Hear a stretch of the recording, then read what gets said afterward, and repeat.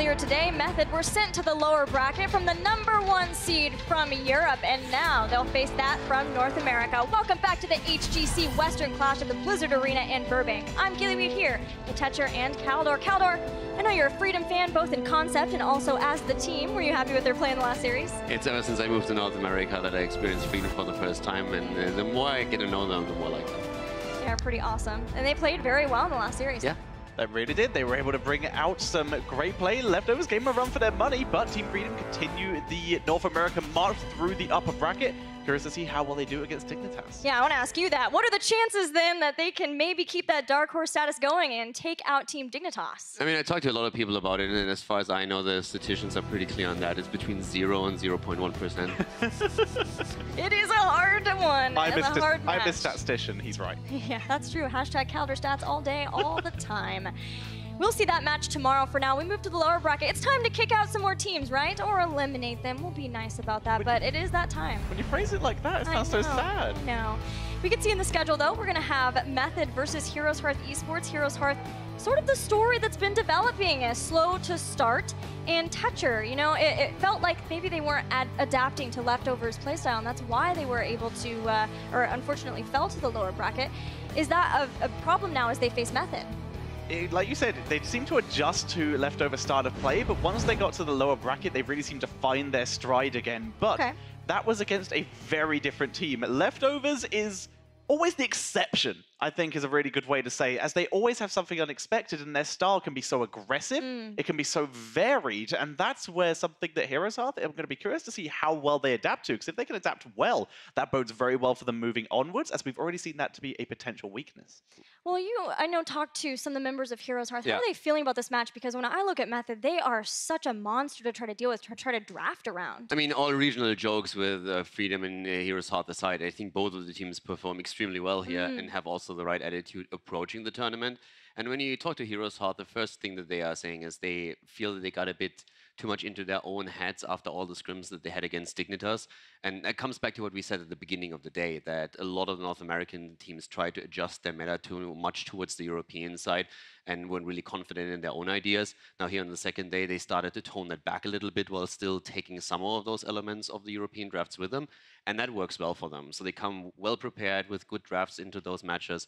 You could see that from HeroesHearth against Team Liquid when they were actually banning the tanks at the front line, forced Liquid into even a variant on the last map.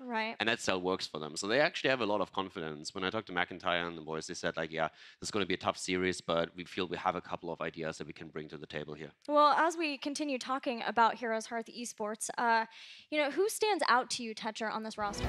Right now, I've been enjoying the entire roster for starters, but I've been loving Arthur, I've been loving McIntyre. They have pulled off so many good plays on heroes like the Zeratul, for example, I've just been obsessed with. And BBJ, his massive shoves in the first series, even though they lost, was something to behold, almost comparable to what we saw from Zalia earlier on today. This entire roster is an all-star roster. Yeah, you see Crow in here. He averages the most kills per game in North America, 5th in the world, so he brings that aggression. But when you look at this team, there are some weaknesses, and a lot of that falls down to the amount of deaths that they tend to have in-game, something that they'll need to clean up versus Method, because Method are also an aggressive team. Yeah, Method is definitely a team that can always throw you a bit of a curveball, and we've seen a lot of that drafting coming into play against Dignitas, a full melee composition on the third map, which was a bit more YOLO, a bit more all-in-ish what they were trying to do here.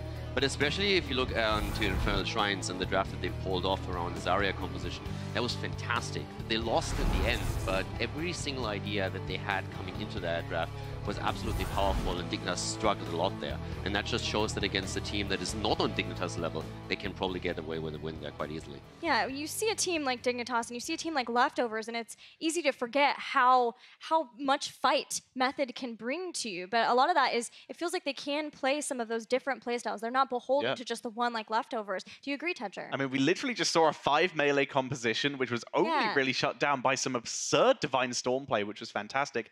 And they even ran a really, really nice Zarya composition, which is definitely one of my favorite games at the tournament. I'm sure you'd agree. Yeah, exactly. That's that Infernal Shrines game that I've been talking about. For me, that was the highlight of the tournament so far, because from every single piece in the draft, then towards the end of the game, it was just fantastic. Leaving Deckard open, trying to bait Dignitas there, them taking Stukov, understanding that's the only way how they can threaten kills, and then following through the way that we had adjustments within the game from both teams throughout every single team fight was awesome. And if we get that reflected in the series here now, that would be great. Well, talking about adjustments and the members of Method, a lot have been done. You know, we've got Bad Benny back on tank, and this roster that spread their wings, they split out for a while, and for a phase to be exact, and then coming back together now, bringing those kinds of lessons learned on other teams, on other roles, in Bad Benny's sake, does feel like it took a while throughout the phase to get that old synergy of the gang back together, but now they're looking very strong. They definitely do seem to be looking incredibly strong. Like you said, Bad Benny back on tank is just such a sight to behold for me. Ever since we saw it in the All-Stars games at Mid-Season Brawl, I was like, yeah, you know what, this feels really, really good. And he's continuously proven me right in that sense. And this is a team that I've been talking about all weekend. I felt like if Third Band was going to throw a wrench in anyone's plans, Caldor, it would be Method and their drafting style and how they like to approach games. But they have proven me wrong with AD already flexing on all sorts of heroes. I actually think that in the end, it's an advantage to them. When it first came in, I could see it as a bit of a disadvantage, since sometimes Method needs an extra week or two to adapt to things. But once they usually have more that they can flex into. Teams are trying to ban AD out, and that's usually not really working. But at the same time, if you ban his biggest 3 heroes out, you can definitely push them into a position where they are a little bit weaker, but it opens up other picks for the rest of the team, and that's always the danger. If you are, for example, HeroesHearth, we mentioned it against Liquid, they try to ban the front line. If you try to ban ADRD's hero, that's all of a sudden something you can target anymore, so there's always a trade-off. I think the big concern for HeroesHearth is going to be that drafting and how much they devote to ADRD's heroes, because it happened with Tempo Storm 2, the figuring out of how much you adjust to and how many of those strong OP heroes that you give up in that stead. Team Dignitas, they have a lot of experience playing versus Method, both in scrims and in tournaments, so they know just how much they're supposed to devote there. I think they described it as a Method bingo, but that can very much come to really practicing against a team and playing against a team so often that you know exactly what you can play well against and exactly what they are good at and where to place the balance between those two. So this is not going to be the case for HeroesHearth, obviously, as they have had much less experience against Method. I believe maybe last Western Clash, I think, is when they last met. But either way, it's still very interesting to see. We're going to go to the Battleground pool, but as we're looking at that, you had a point? Yeah, one thing that in general impresses me by the North American teams currently is that when you look at the regional player of NA, what oftentimes is a huge problem is calls in the late game. We have seen so many throws where a team just heads in, takes a really, really bad boss fight, goes into a weird team fight that they don't need, make a weird decision when they're way ahead, and all of a sudden the game starts to shift. And that's really something that I expected here more so than ever, because that's usually something where European teams are a little bit more disciplined. And we haven't really seen that. Like, NA has really tightened up those weaknesses, and coming into this tournament, the 4 teams that we've seen have actually shown great decision-making in the late game. Of course, every now and then you fall into a trap, but just in general, I feel like they improved massively on that front. Well, they're going to need to keep that going versus Method in this next best of 5. This best of 5 determines who moves on and who is out of the tournament, so it's an important one. And Method first ban Thrall. It is Volskaya, and that is a HeroesHearth favorite, but it's still pretty interesting. It's very unusual for starters, but like you said, this is HeroesHearth, and this is a fantastic Thrall map for either of his builds. He can really put some good control onto that bottom lane and then rotate up via the conveyor belt very effectively. He has fantastic area control with the Earthquake, very sustainable, decent poke. He fills in a lot of that role in general, whereas HeroesHearth, they're trying to take at least beginning to take a leaf out of Dignitas' book. Yeah, and also you have to ask yourself right now, do you ban Abathur, yes or no? That's always a threat when you're going up against Method, and they're already targeting ADRD a bit, but decided Hammer is the more dangerous pick against them. Another hero that ADRD can definitely play, and we have seen a lot of very annoying Hammer plays just in the previous series, on this map in particular. Another hero left open is Yrel, a massive favorite, of course, of Athera Angel and basically every solo laner here, because she's a really good hero, quite frankly. So is Muradin. And Muradin as well. So all these options, but Maiev is going to be the first one to slip through. We've seen some obscene plays from Maiev throughout this tournament so far.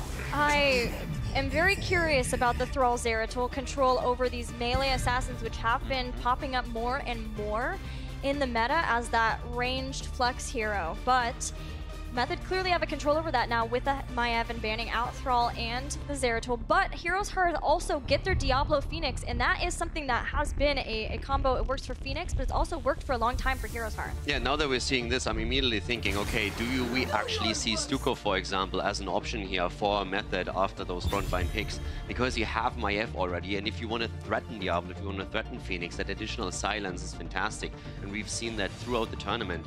Traditionally, your mind would jump immediately to Deckard Cain first for zone control, but these dive compositions that are trying to eliminate a hero usually center around Maiev, creating opportunities for Stukov to follow up, but then you also still need the burst damage.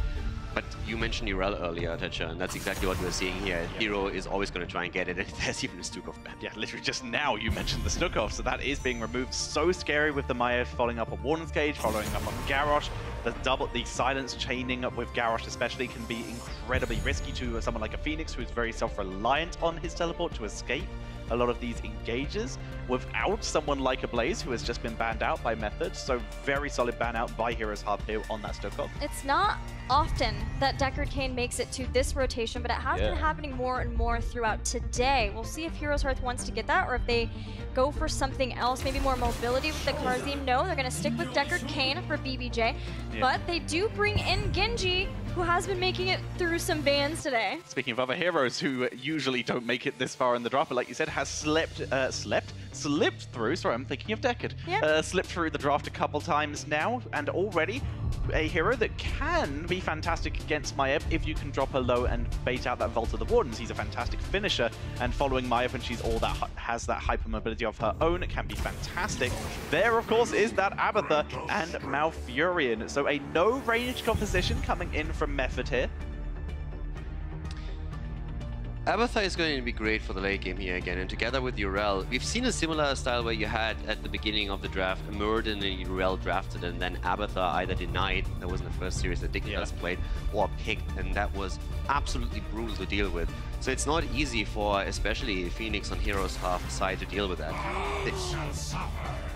Just personal NA reference, HeroesHearth Esports played in Phase 1, like 2 series with Leoric. McIntyre died a lot. And then they were like, nope, he's in the bank, he's never coming back out again. He returns today versus Method, I believe. Probably the longest Leoric spawn time we've ever seen, but he has come back here, and he is fantastic with Phoenix. We saw just some absurd play earlier on in the last series. They have Lightning Breath, they have Deckard Cain, they have all of these setups for Phoenix, and then it's all going to be about Genji, even if they don't finish the job there, isolating people. And of course, Leoric is one of the more effective heroes in lane versus Urel if he can land his drain home.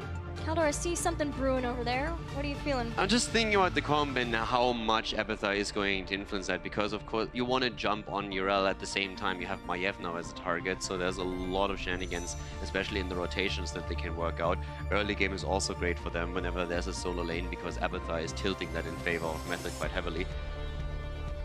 I like what they have. It's a little bit more unorthodox, a bit more on the side of what you would expect from Method, but I really like the idea of what they come in with here. And as long as they get some early game momentum, they can definitely take it against. The one thing is, I'm pretty scared for ADRD. No, it won't be ADRD's Maiev. It'll be probably Nyx's Maiev instead.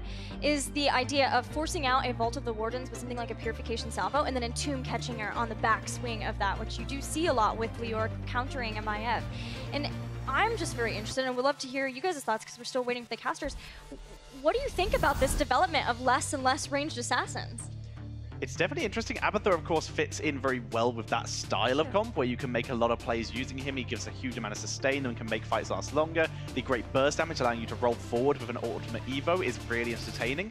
But that fits quite well. I don't mind that so much. And of course, having that many melees is good protection for a Malfurion, unless the enemy team skips your front line entirely. Quick final thoughts on that, Kaldor? Nothing really much to add. You have to be a bit careful of Genji, but in general, it's all about execution that we're seeing right now. You can't engage in any poke wars if you're Method. I mean, you need to play a completely different style here. Well, the players are ready, and so are the casters. Let's send it over to them for game 1. First things first, apparently I'm too tall and they have to adjust the camera, but we fixed that, so we're ready. Lauren, I look at this draft, all of a sudden it took a turn for the the weird, and I was like, wait a minute, I've never seen a draft like this, but Method, they're used to running the outside of the box strategies. What are you thinking here? I think we're going to see some odd drafts no matter what with Team Method, but I'm with you, man. I'm confused. After all the displacement of Maev, where's the kill pressure? I'm not sure where all the lethality is going to come from. There's going to be a lot of Phantom Knives. They want to get takedowns, but I'm really excited to see how they pull it off. We're ready here, I think, in just a moment. In this draft in particular, I am with you. I don't know where we're going to see how this unfolds, but we will find out momentarily as it is time to kick off Method versus HeroesHearth. And on the left in blue, the mastermind ADRD will be on that Abathur Curson, trying to keep everybody alive on the Malfurion. Bad Benny stepping his play up. He's going to be on the Garage. Nick will be on that Maev, and then Thero on the Space Goat known as Yrel. Over on the right side, we got the hope of NA. It's going to be HeroesHearth Esports. BBJ's on Decker Kane. Arthalon's playing Genji. Ishbu's on Diablo. McIntyre's playing the Bone Boy Leoric. And Crowan will be on the back line playing Phoenix. Woo, you can tell we're in North America because I hear that crowd from down here. So we'll see if that does help give HeroesHearth the boost. Because one of these teams, Lauren, after yesterday's performance, one of these teams, they're not making it past this series. And we'll see if HeroesHearth will hold on or whether Method can keep their hopes alive. And it's going to come in the form of an Abathur versus on top of a Yrel. It's going to be fun to watch. I want to see the mingling of morale for both of these teams. Team Method, they lost to Dignitas earlier today in pretty decisive fashion. How do they respond from that? HeroesHearth finds themselves in a lower bracket a lot sooner than anticipated, but they're able to rally back and make it to day number 2. So is HeroesHearth Esports on something of an upswing? Will Team Method be able to stick to their guns with these unorthodox compositions? I think we're going to find out. I really want to see what HeroesHearth does in the early game. 1 minute, we know a lot of teams like to move towards those camps, and instead of HeroesHearth being the one to potentially go over there, it's Method who's sniffing it out, trying to see what's going on. North America, are we going for the healing pulse or are we going for the turret? And when you do come for that turret, you will be met by a Garrosh and Abathur mine and a whole lot else. Ishbu trying to get the Shadow charge out. Instead, he's trying to turn this fight around. That's not where you want to be as Curson. There's going to be a reset. Arthalon will have another opportunity, does go in, but that's a Garrosh. He's got some armor once his health gets low. That might be a little bit of cinematic foreshadowing for HeroesHearth Esports. Anytime there's going to be a low health bar, Arthalon's going to be there finding the E key, being able to turn around onto Curson. That might take some of the starch out of this aggressive rotation. Bad Benny was way out in the flank trying to isolate Ishbu, but when you lose a hero like that early on, I'm wondering if you stick with that strategy. The Malfurion changes. Used to be at level 1, now it's at level 13, where you get that little waddle speed that you get for Malfurion. Now it's at level 13. So again, the change in buildups that we've seen throughout, it's kind of been a matter of where do we get our damage? Where do we get this type of control? And this does allow Malfurion to do more damage, obviously hitting with that Moonfire, getting those auto attacks out. I guess that's one way where they're looking to supplement some of the damage that they did not pick up in draft. They're going to need it. He's going to have to play half-range assassin because he's the only range hero in this composition. A slight experience lead for HeroesHearth Esports on their way to the first objective phase. McIntyre's really been holding his own. I'm with the analyst desk. I'm wondering how much value they're going to be able to get out of Leoric in critical team fights, but McIntyre definitely knows how to play the game. Thero's going to find himself the target of a little bit of damage, but nothing happens. We are 25 seconds away from the first control point. We've had minor skirmishes, but make no mistake about it, these teams will be looking to force the issue. First Protector, when you look at HeroesHearth, if they are able to obtain the first Protector, I mean, Maev, unless you're getting the reset on the Phantom Knives, there has to be somebody standing dangerously close to that Protector. Where's your anti-siege damage coming from? So I think for HeroesHearth, it's crucial that they do get that first Protector. They have the slight experience lead for the moment, but with the Abathur soak and the camps now picked up, Method will be looking to work around those options for them to see if they can get an advantage. It's a high-stakes gamble for sure. We saw in Game 3 an all-melee composition, not exactly the king of siege D-push. We'll see if this high-risk, high-reward style of composition is going to work out for Team Method. 34% and rising for the European team, though. They find Arthalon, put some damage on him. The root is going to miss. But HeroesHearth Esports has plenty of time to get back before 100% is charged up, and then it can go in levels up, but uh-oh. Yeah, that's not where you want to be. The path in there, they kind of lost sight of things. I'm really surprised. Ishbu is on the point, and all he sees across from him is Yrel, and he knows that a Thero's there. So where's the rest of the team? That's not a Garrosh holding point. That is a Yrel. So the fact that they gave that up, yes, they got that top push. Looks like they're going to concede this. I want to preface this because HeroesHearth, when they faced Tempo Storm in week 4 of league play, they actually conceded the first Protector. They played a very slow, controlled, measured pace on things like this in Towers of Doom. Surprising to see it here against an Abathur composition that is looking for 10. You want the early game to get to level 10 easy if you're playing an Abathur composition, but if you're able to find picks like that, you don't really need to worry about that, and your composition is only going to be further enabled. HeroesHearth Esports has to be mindful of things like that. Ishbu's going to have to be there for the peel, otherwise it's going to get pretty rough. But 70% still on this Triglav Protector, looking for the top wall. If they can get this well, that's going to help them out a huge amount going into the mid game. But there's the yank from Nick. Arthline is going to be able to dash out. The Protector still advances forward. They're making the most of this, is Method. They'll continue to move forward, but with only 5 seconds left on this, they get the well, which will set them up during the next control point phase. They do find themselves a small lead in terms of experience, but overall control not really there yet. Still early game, early Protector. HeroesHearth, more disciplined approach.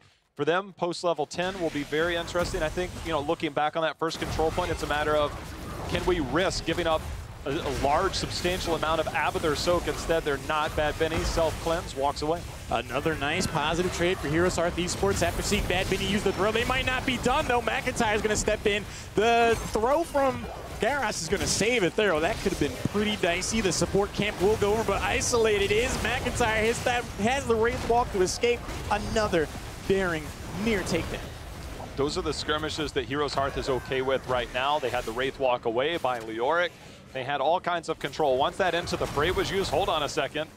Post-level 10, Arthalon's not going to get away with that. We've seen too many Genjis say, like, Garrosh post-10 is like, hold on, you're going to stay here a moment longer. Why don't you hang out a little while? And then those roots would go under. So Arthalon, he loves to play with fire on some of these high-mobility heroes. Got to be careful in those situations.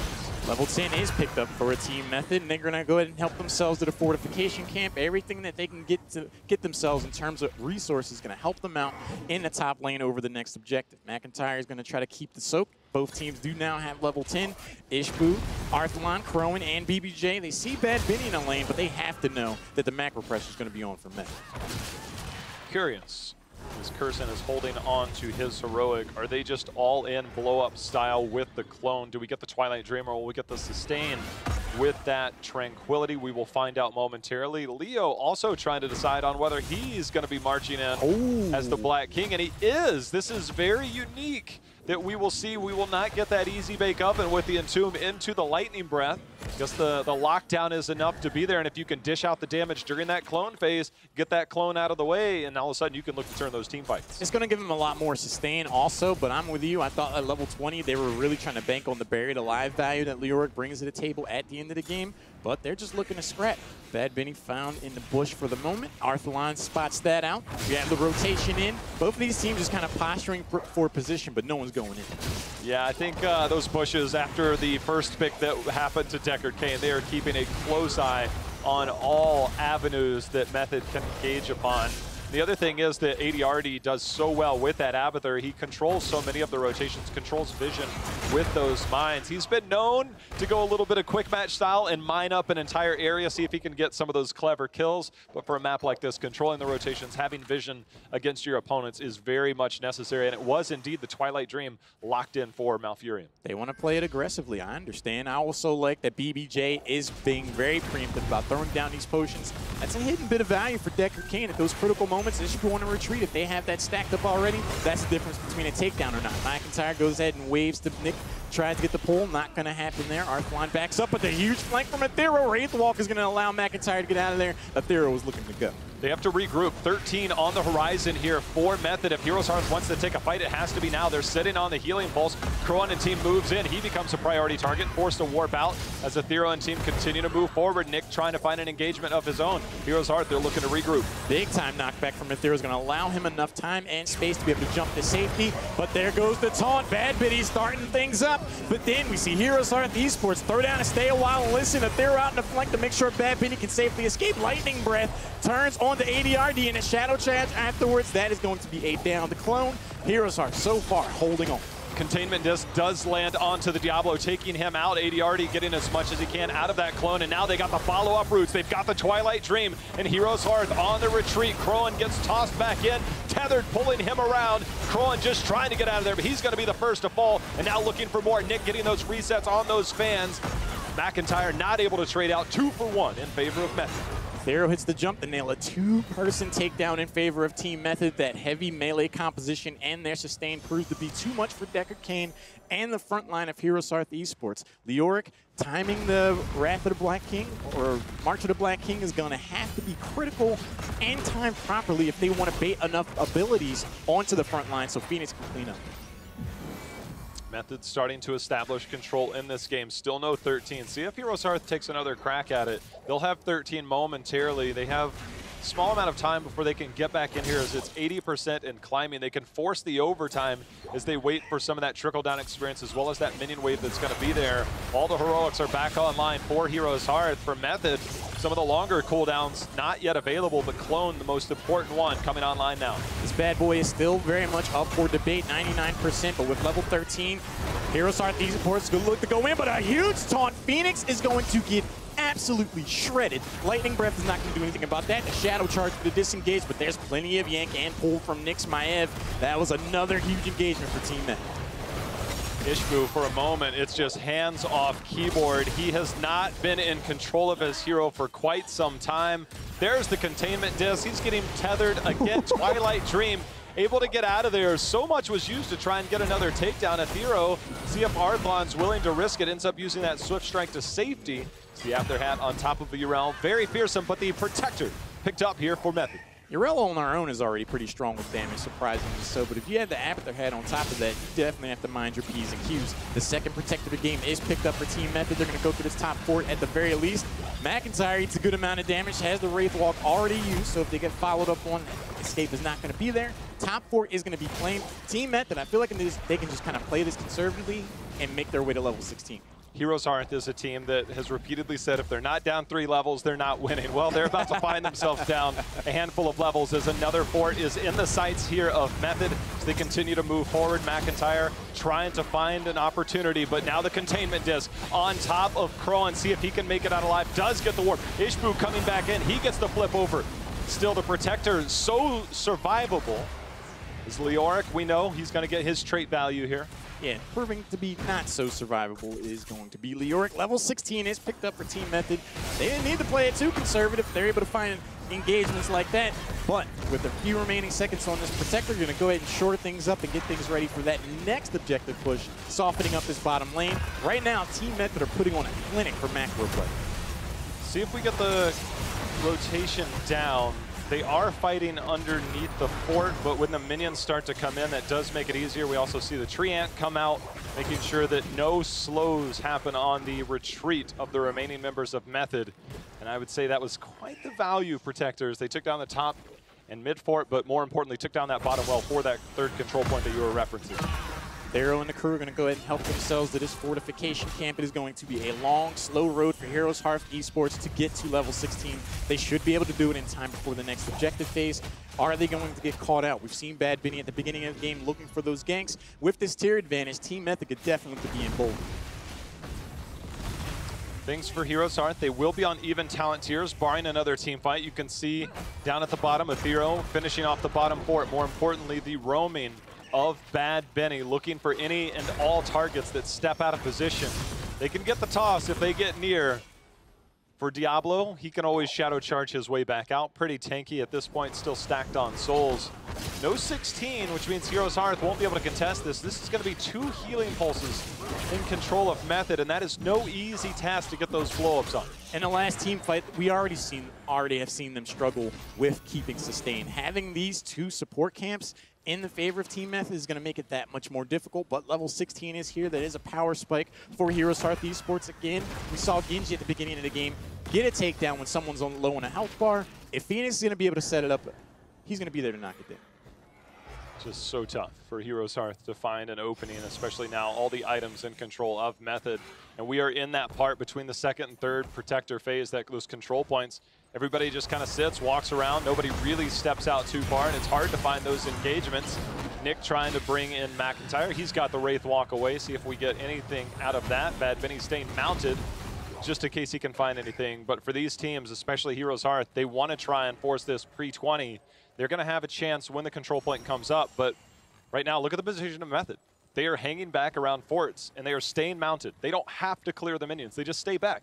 This is smart play, smart, disciplined play by Method. They don't need to do anything different. They've been winning the game, playing it exactly as they have been. They lost a hero at the beginning, but not so much now. The root is going to get dodged by Nick Maev. This prowess, this guy is able to make so much magic happen for this team. I was really worried about how much damage and how much kill pressure they were going to be able to apply with this full melee composition outside of Mount Furion, and so far, they're looking to be the more threatening team. Just really curious how Method will approach this. If they force the control point by time and then use this camp to push top, concede some of that timer and then go back and then get 20. HeroesHearth knows they're on a timer, and that camp up at the top with an Abathur push will definitely be threatening. So for now, they're trying to get structures down, giving them an engagement opportunity so they don't have to dive so much under that. They get minimal experience off those fort walls now that just, can they get a fight? Can they get control? Can they find an opportunity? And so far, they have been few and far between over the last 5 to 6 minutes. I think the key to that is going to be to weather the storm. If they can bait out some of these team fight winning abilities at the beginning, a huge knockback, perfectly timed, counters out the shadow charge. A lot of damage going in on the McIntyre, but there's the whole bunch going on a Bad Vinny. On a chase, there's a salvo. Not going to be enough for a takedown. The silence, the Twilight Dream afterwards is huge, and Leoric hits the deck. And now we're seeing if there's going to be more, as there's going to be the Ardent Defender keeping alive. Yrel, stay a while and listen, is out. Lightning Breath going to send a few members in the back, but now getting tossed in is going to be Arthlon trying to find his way out. Instead, he will find his way out by death. There's going to be the interrupt onto Crowan. That's going to be Phoenix, should be falling momentarily as Athero dives in. Can they take down another Ishbu trying to walk away? The slows, the roots are enough, and that is going to be Ishbu.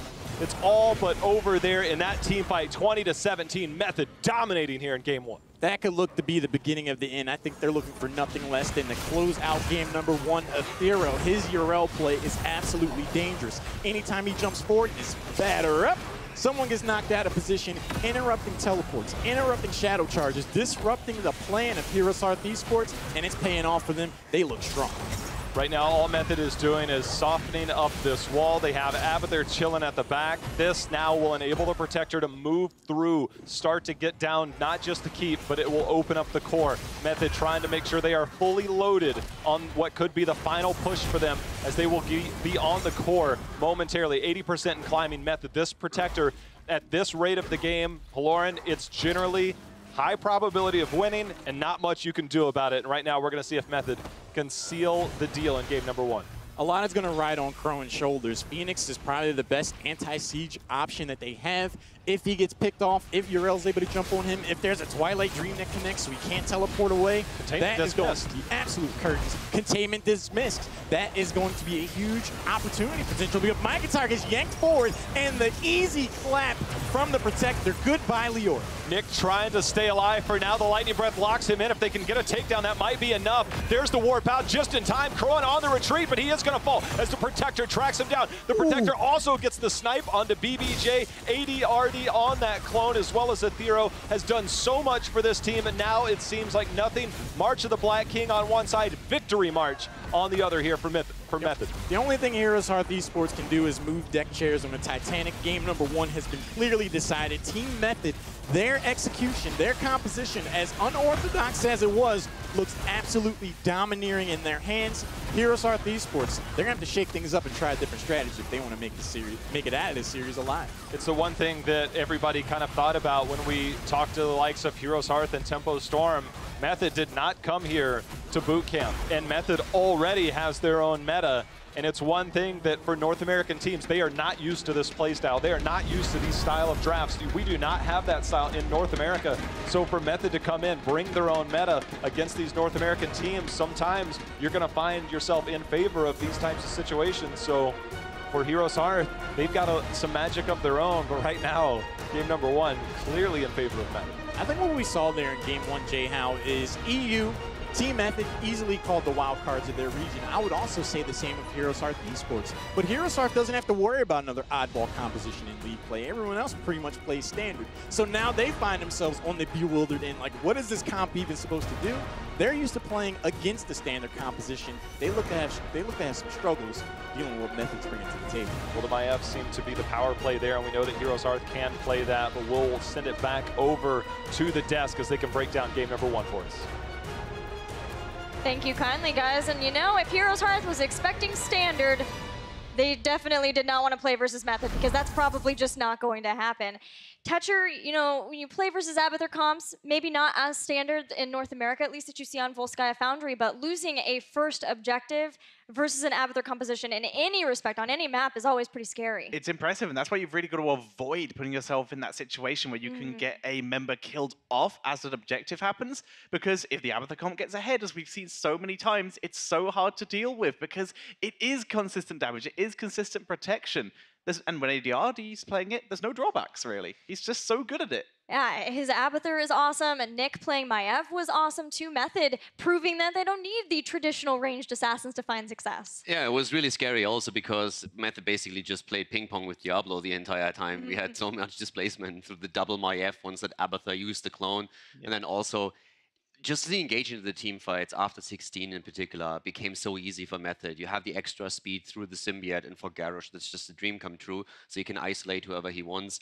Abathur played a huge role, got them the lead in experience too after the big fight towards the top lane for the second objective. He soaked every single minion wave at the bot lane. So great game here for Method, and very well coordinated in particular. Well, now, there's not a ton of Leoric play in North America, but there has been some, and Nasmus comes to mind most of all. But McIntyre picking March the Black King here over Entomb, what did you guys think of that? It was a bit odd, I feel. Like, we were looking at it and we were thinking, okay, if you are able to get them into a choke point and you can stack the lightning breath, you get the salvo in, and maybe through a big sleep, you get the march through. There is a lot of AoE potential where you maybe find your kills. But personally, I would have been more a fan of them trying to go into an Entomb. There is escape on the other side available. You have Garrosh that can throw someone out. You have, of course, Maiev who can dodge some things.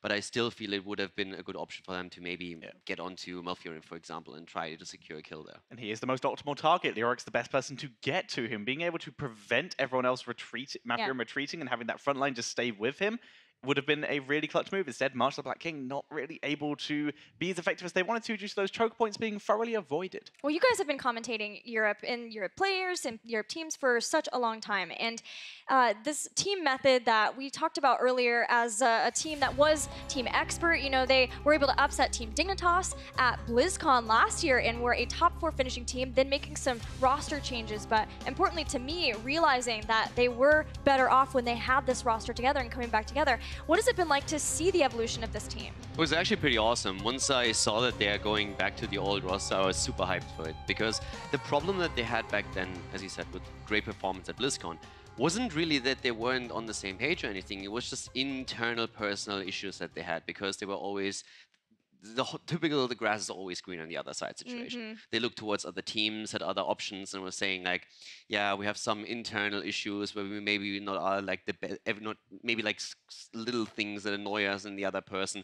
They move away and all of a sudden realize it was pretty good back at home. So now that they're together again, they've all grown, all of them. Like the 3 that stayed and had to play with other people, the 2 that left and now came back. Right. And that just brings them into a fantastic position right now where they're just improving constantly week after week. Well, while we go into the Battleground pool, did you have something to add to that? Not really, other than the fact of how good it is to see them back together I as agree. XCOM and how well they are executing it. Quite frankly, we saw the sign there, good Benny, and that might be a hashtag that might have to start returning there because it is going very well for them. For now, though, Infernal Shrines as the next